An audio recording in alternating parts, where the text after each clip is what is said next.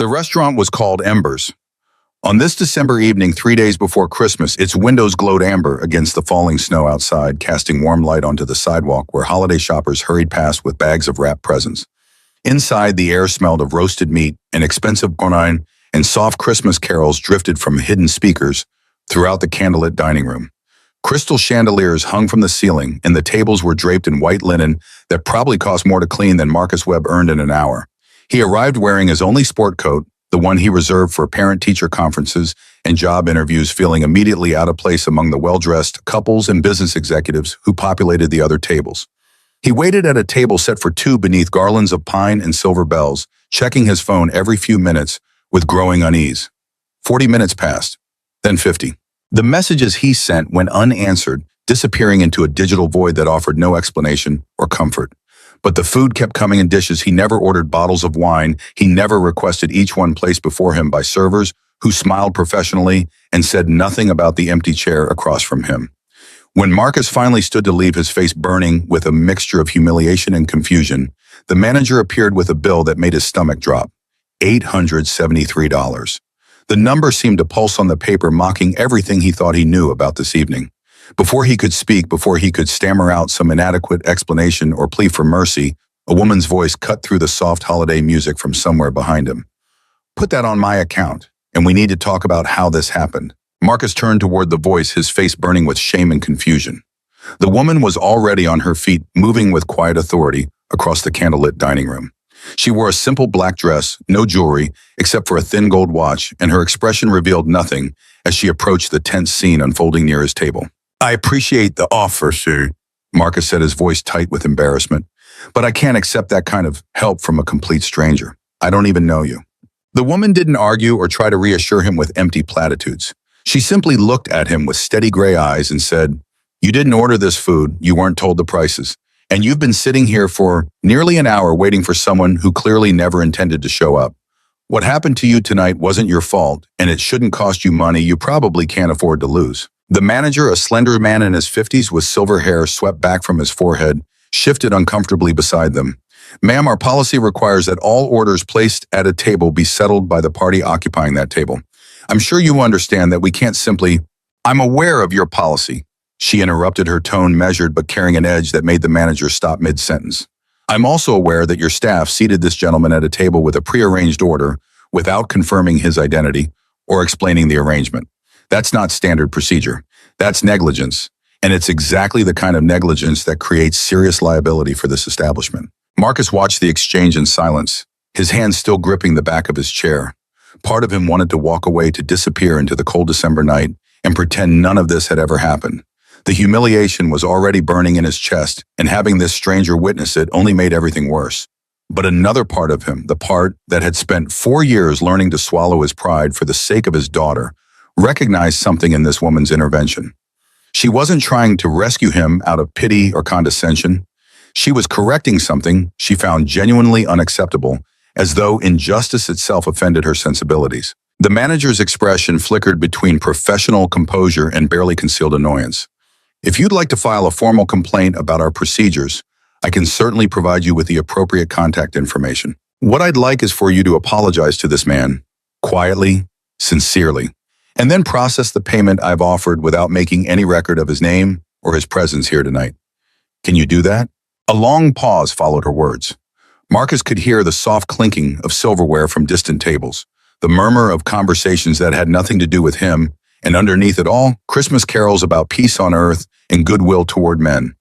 Finally, the manager turned to face Marcus directly. "Sir, I apologize for any confusion this evening. We'll handle the bill exactly as the lady has requested." Marcus nodded once, not trusting himself to speak. The woman watched until the manager retreated toward the kitchen, then turned her attention back to Marcus. Her expression softened slightly, though it remained guarded. "Are you all right?" It was such a simple question, but it caught him completely off guard. In the 4 years since his wife Emily had passed away from cancer, since he'd taken over sole responsibility for raising their daughter Lily, no one had asked him that question and actually seemed to want an honest answer. Friends asked out of obligation, coworkers asked out of routine.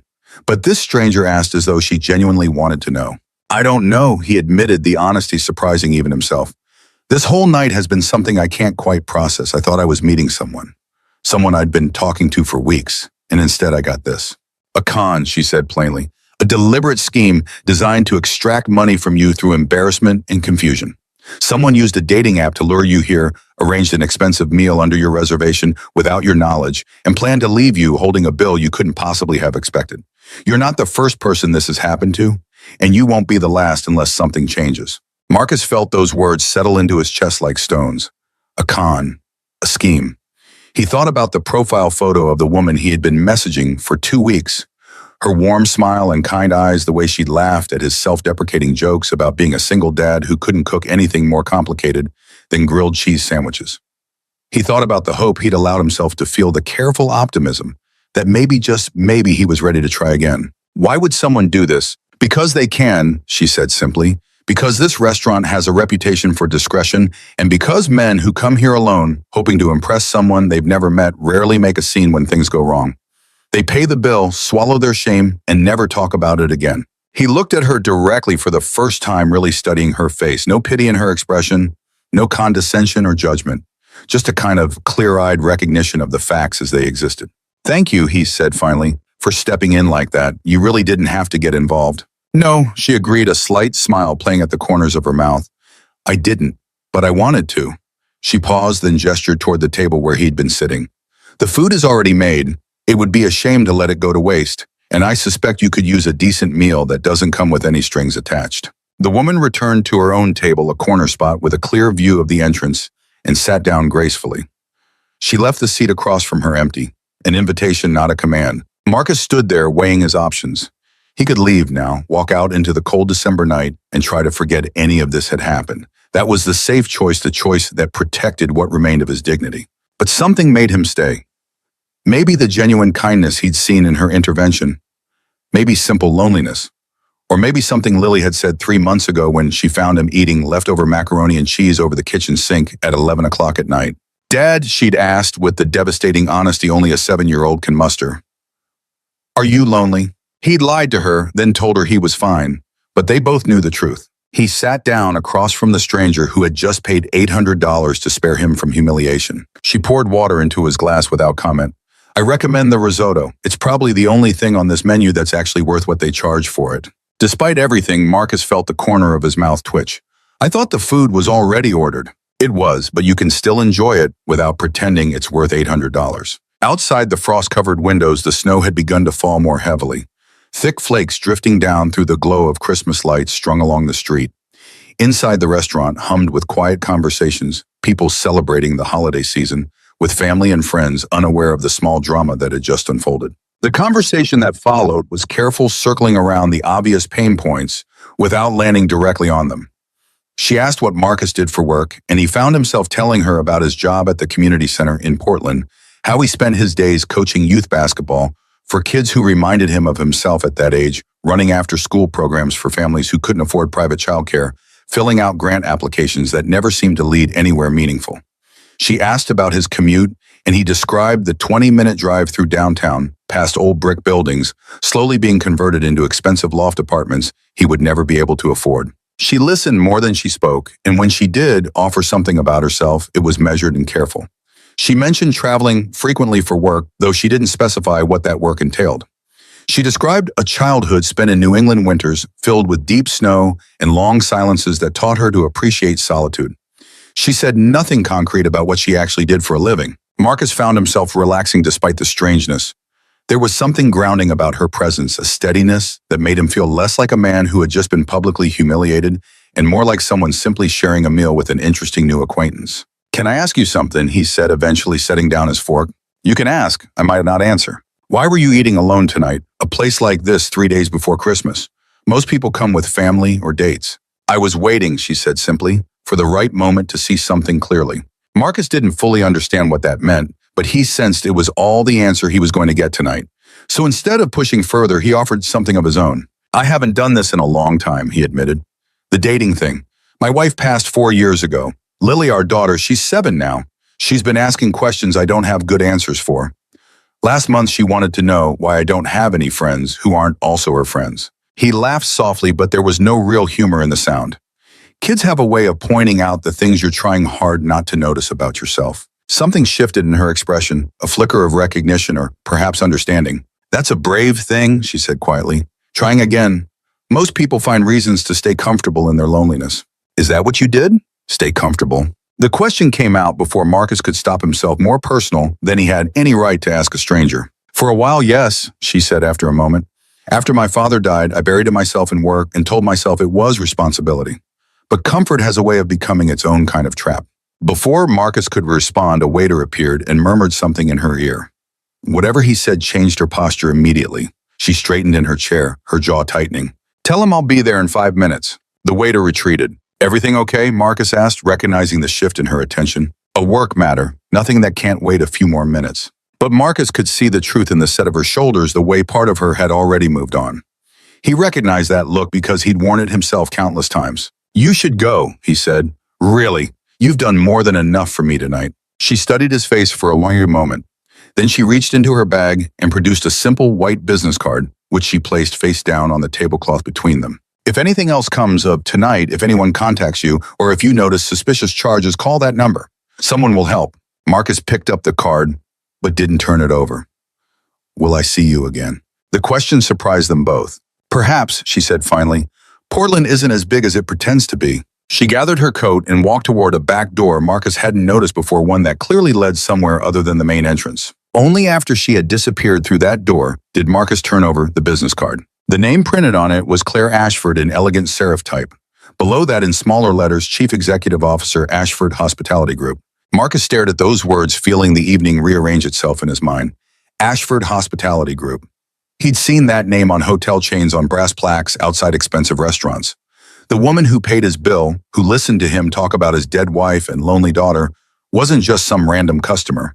She owned this restaurant. She owned an entire hospitality empire. Everything suddenly felt different.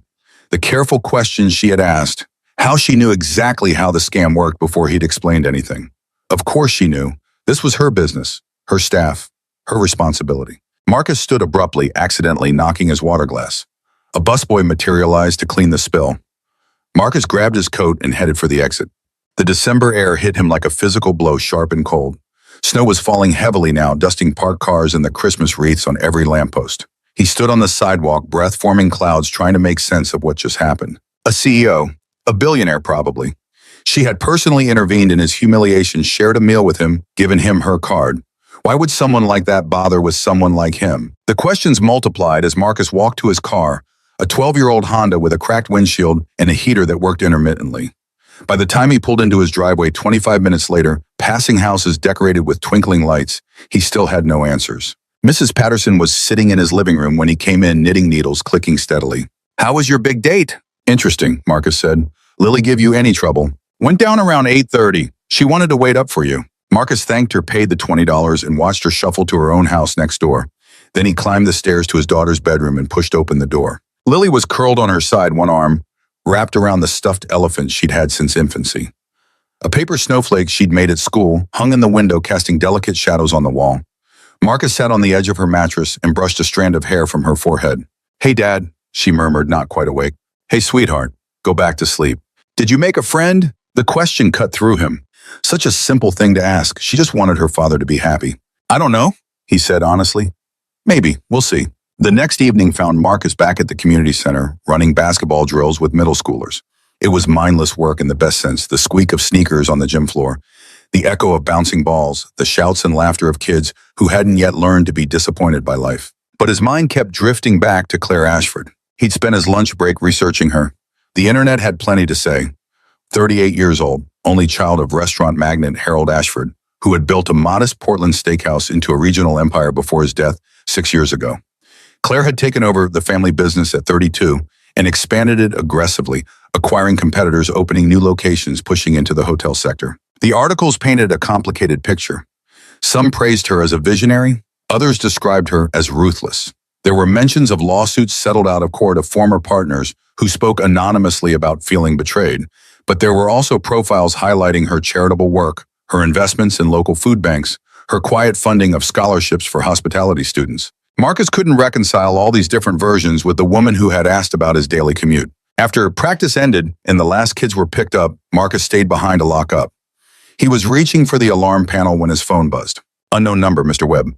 This is Claire Ashford. I learned something today about what happened to you, and I believe you deserve to know the full truth. If you're willing, and I'd like to meet again.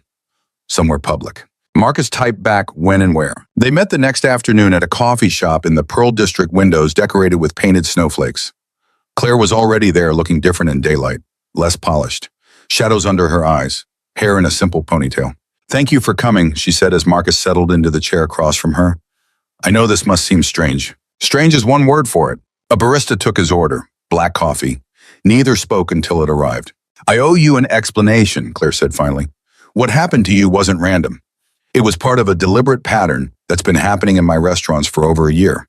A pattern I've been trying to expose and eliminate for months. What kind of pattern? Someone inside my organization has been running a systematic fraud operation. They identify targets through dating apps, usually single men, widowers or divorcees, people who are actively trying to rebuild their romantic lives. They create fictional personas designed to appeal to specific vulnerabilities.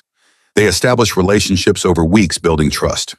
Then they arrange to meet at one of my restaurants where expensive meals have been pre-ordered under the target's reservation. And they don't show up, Marcus said flatly, leaving the guy with a bill he can't afford. Exactly. The scheme exploits both the restaurant's reputation for discretion and the victim's own embarrassment. No one wanted to admit they'd been fooled, so they paid quietly. You said someone inside your organization. You know who it is? His name is Richard Vance, my head of operations for 15 years, longer than I've been running things. My father hired him, trusted him completely. He has access to everything: reservation systems, staffing schedules, financial records. And he has a network of people throughout the organization who are loyal to him. Have you confronted him? Not yet. I need more evidence. Enough to take to the board, enough to present to law enforcement. She leaned forward. That's why I wanted to see you. I think you might be able to help. Help how? The people running this scheme researched their targets extensively. The woman who contacted you wasn't real. She was a carefully constructed fiction built from data about your life. That data still exists somewhere in Richard's files. Your employment history, your financial situation, maybe even information about your wife, your daughter. His jaw tightened at the mention of his family. If we can access those files, we prove the pattern. We identify other victims. We build a case that Richard can't deny. And you need me because you're a victim who's willing to talk, because you have standing to file a formal complaint, and because your story, a single father, a widower, a man who was simply trying to find connection after loss, that's exactly the kind of story that will make a jury pay attention. Marcus sat back, processing what she was proposing. She wasn't just asking him to help expose fraud. She was asking him to become a symbol, a face, a narrative. I'm not a crusader, Ms. Ashford. I'm not an activist. I'm just a guy who coaches basketball and tries to convince his daughter that vegetables aren't poison. I know, Claire said. That's exactly why you matter. Because you're not someone with an agenda. You're just a person to whom something wrong happened. Silence stretched between them. Outside, holiday shoppers hurried past. I need to think about it, Marcus said finally. Of course. Claire slid a manila folder across the table. But before you decide, I want you to see what we're dealing with. Marcus opened the folder. First page, a photograph of a man in his mid-40s, confident smile. Richard Vance. Second page, printed emails discussing target acquisition and revenue optimization. Clinical language about human beings, about victims. Third page, a spreadsheet. Names, dates, amounts. Dozens of entries spanning 18 months. At the bottom, a total that made his head spin. $432,000. He closed the folder. His hands were trembling. Why show me this? Because you deserve to know what you almost became part of. And because I want you to understand that this isn't about my reputation or my company's bottom line. It's about people. Real people who were hurt because someone decided their loneliness was an opportunity to exploit. For the first time, Marcus saw something genuinely vulnerable in her expression. Not weakness, something raw. Accountability she couldn't delegate. I'll think about it, he said. I need to figure out what this would mean for my life, for Lily's life. I understand, and Mr. Webb, whatever you decide what happened to you matters to me. Not as a CEO protecting her business, as a person who should have seen this sooner. 3 days passed. Christmas Eve arrived with gentle snowfall and the smell of pine needles from the small tree Marcus had put up. He still hadn't decided. The folder sat on his kitchen table like an accusation unopened since the coffee shop. That night, after Lily was finally asleep, her stocking hung by the fireplace, and cookies left for Santa. Marcus called his brother David in Seattle. Let me make sure I understand, David said after hearing everything. A billionaire CEO wants you to be the public face of a lawsuit against her own employee, and you're hesitating because you think you're being used. Because something feels off, like there's more she's not telling me. Mark, that's what lawyers and executives do. They use people's stories to build cases. That doesn't make the stories less true. But she's not just some lawyer. She's the CEO of the company that let this happen. You think she's trying to rehabilitate her image? Marcus didn't answer immediately. I can't figure out what she really wants, he admitted. Maybe exactly what she says, to stop the fraud. Then why does she need me? She has the evidence. She has the resources.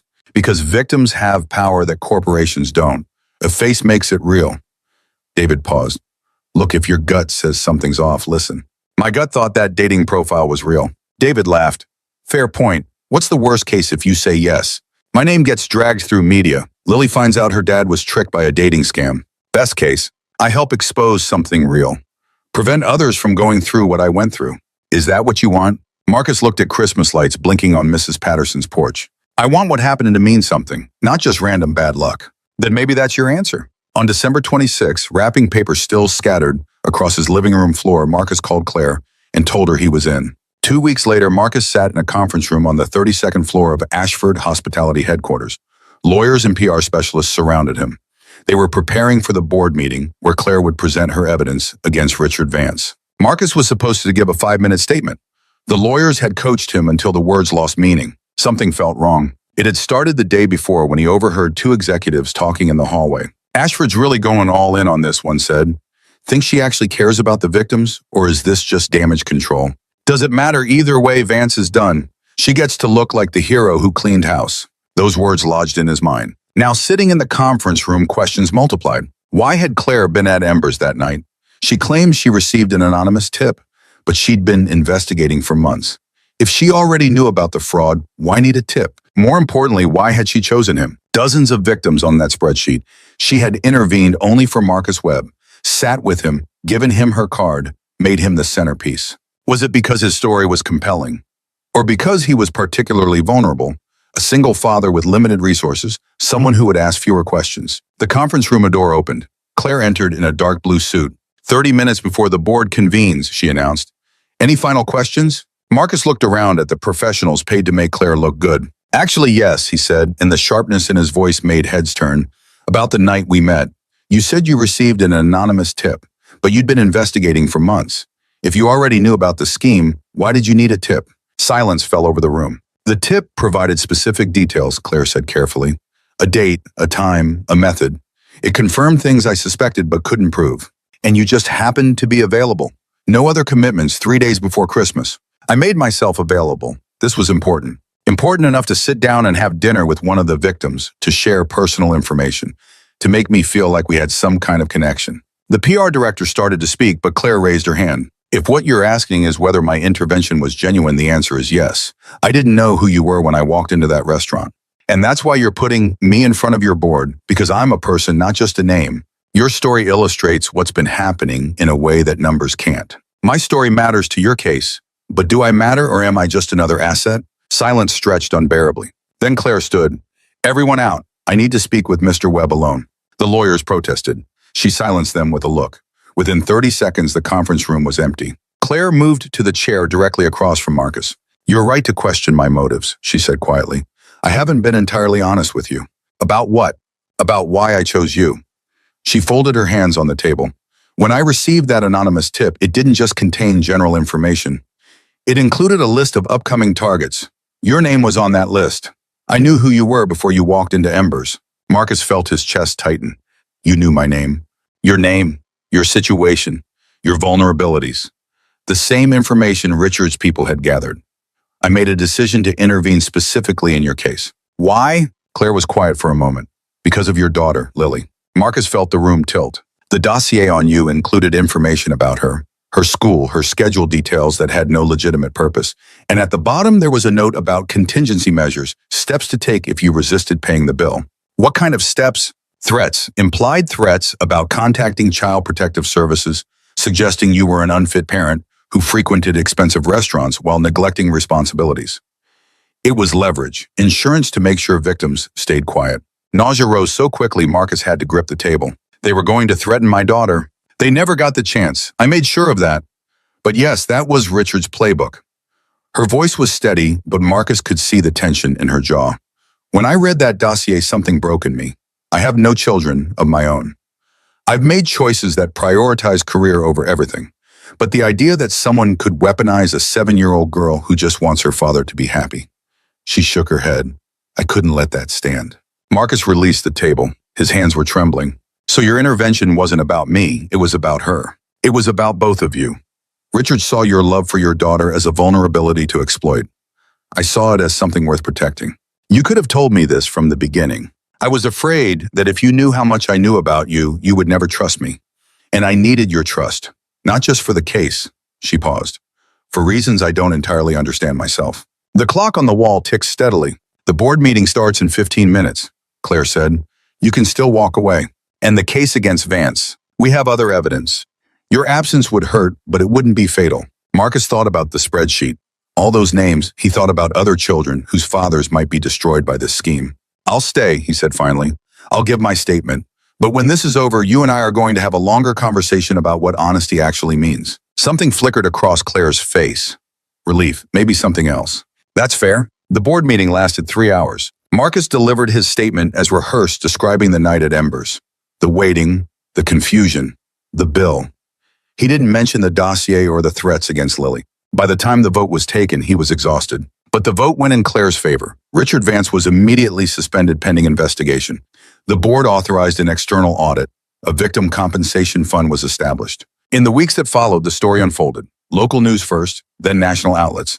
Claire gave interviews, her message consistent: this happened under my watch, and I take responsibility. Marcus declined all interview requests. He'd done what he came to do. Spring arrived slowly in Portland. The Christmas decorations came down, replaced by cherry blossoms. On a Saturday afternoon in early April, Marcus took Lily to a park near their house. His phone buzzed. Claire, can we talk in person? They met at the same Pearl District coffee shop. The painted snowflakes were gone from the windows, replaced by paper flowers. The investigation is complete, Claire said. Richard has been charged with wire fraud, conspiracy, and theft. He'll spend years in prison. Good. The compensation fund has contacted everyone on the spreadsheet. 43 people. Most didn't know they'd been deliberately scammed. They thought they'd simply made poor choices. How much did they lose? Over $400,000 collectively. One man lost $12,000, his mother's medical bills. Marcus thought about his own $800. I'm sorry for how hard I was on you in the conference room. Don't apologize, you were right. I had been manipulating the situation even for good reasons. She set down her tea. Which brings me to why I wanted to see you. I have a proposition. Wariness rose in his chest, not the kind you're imagining. She smiled. The compensation fund needs a board of trustees, people to oversee how money is distributed, to make sure we're actually helping, rather than just looking virtuous. I want you to be one of those trustees. You want me on your board? I want you to consider it. Small honorarium, mostly about integrity. I'd need to think about it. Talk to Lily. Of course. She handed him a smaller folder. Information about the fund. Take your time. Can I ask you something? Always. What happens now for you, I mean? Claire considered the question. Honestly, I don't know. For 6 months, everything was about this. Fixing what went wrong. Now I need to figure it out who I am when I'm not in crisis mode. That sounds healthy. It sounds terrifying. She laughed softly. But maybe that's the point. They talked for another hour. Marcus told her about Lily's ballet progress, the grant he'd secured for the summer program. Claire talked about her childhood, about her demanding father and quiet mother. By the time they said goodbye, afternoon had faded to evening. 2 months later, Marcus accepted the position on the board. A year passed, marked by seasons that seemed to move differently now that Marcus had somewhere to be besides work and home, someone to talk to besides his daughter and his elderly neighbor. The snow that had fallen the night he met Claire melted into spring rain, which gave way to summer sunshine, which faded into autumn leaves that carpeted the sidewalks outside the coffee shop where they met every few weeks. The board meetings took Marcus downtown monthly, where he sat at polished tables with lawyers and executives and argued passionately for the interests of people who would never set foot in rooms like those. People like him, people who worked 2 jobs and still couldn't afford decent childcare, people who had been targeted because their loneliness made them vulnerable. To his own surprise, he was good at it. His years at the community center had taught him how to translate bureaucratic language into human terms, how to cut through jargon and euphemism to get at what actually mattered. The lawyers learned to respect him. The executives learned to listen. Lily turned 8, then 9. She joined a robotics club at school and came home talking about circuits and coding languages in ways that made Marcus feel simultaneously proud and completely outdated. She stopped asking whether her father was lonely. Instead, she started asking when she was going to meet his friend Claire, The one he was always texting, the one whose name made him smile when it appeared on his phone? Marcus didn't have a good answer for that question. He and Claire continued to see each other throughout those months, their meetings evolving from careful scheduled appointments into something more natural and unplanned. Coffee became lunch, lunch became dinner.